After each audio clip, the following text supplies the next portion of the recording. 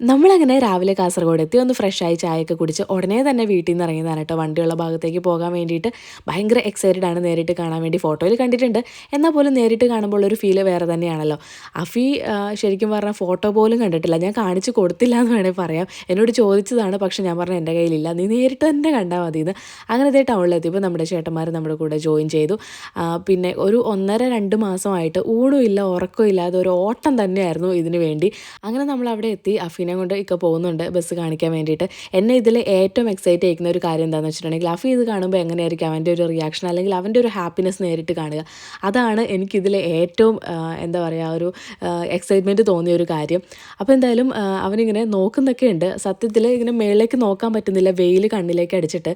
അപ്പോൾ അതുകൊണ്ട് അതിൻ്റെ ഒരു ബുദ്ധിമുട്ടുണ്ടായിരുന്നു. പിന്നെ പേര് നോക്കണമെന്ന് പറയുമ്പോൾ അത് എവിടെയാണെന്നൊക്കെ ചോദിക്കുന്നുണ്ട് കേട്ടോ, കാരണം മേളിലേക്ക് നോക്കാൻ പറ്റുന്നില്ല. പിന്നെ ബസ്സിന് ചുറ്റും നടന്ന് നോക്കുന്നൊക്കെ ഉണ്ടായിരുന്നു. ഈ അക്സം എന്ന് പറയുന്നത് തന്നെയാണ് ബസ്സിൻ്റെ പേരെന്നുള്ളത് അവനറിയാം, കാരണം നമ്മുടെ 2 ബസ്സിൻ്റെ പേരും അക്സം എന്ന് തന്നെയാണ്. പക്ഷെ അതിൻ്റെ കൂടെ ഈ ലയണൽ ചേർന്നത് ആൾ അറിഞ്ഞിട്ടില്ല.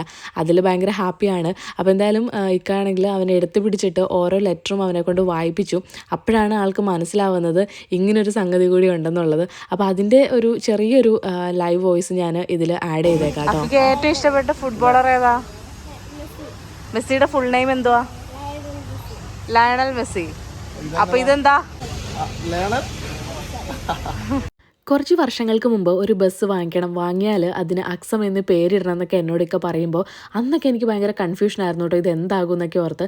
പക്ഷേ ആ ഒരു ആഗ്രഹം അത്രയും സ്ട്രോങ് ആണെന്ന് അറിയുമ്പോൾ നമ്മളതിൻ്റെ കൂടെ നിൽക്കുക എന്നുള്ളതേ ഉള്ളൂ.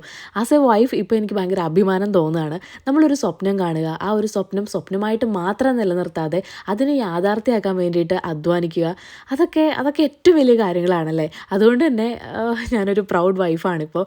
പിന്നെ നമ്മൾ അക്സം എന്നുള്ള പേര് മാത്രമാണ് ആദ്യത്തെ ബസ്സിനും ഈ ഒരു ബസ് വാങ്ങിയപ്പോഴും ഇട്ടിട്ടുണ്ടായിരുന്നുള്ളൂ. പക്ഷേ ഈ പ്രാവശ്യം ഇത് ലയണൽ അക്സം എന്നാക്കിയിട്ടുണ്ട്. അതിന് കാരണം എന്താണെന്നുള്ളത് പ്രത്യേകിച്ച് ഞാൻ എടുത്തു പറയുന്നില്ല കേട്ടോ. ഓക്കെ, അപ്പോൾ എന്തായാലും അഫി ഭയങ്കര ഹാപ്പിയാണ്, എല്ലാവരും ഭയങ്കര ഹാപ്പിയാണ്.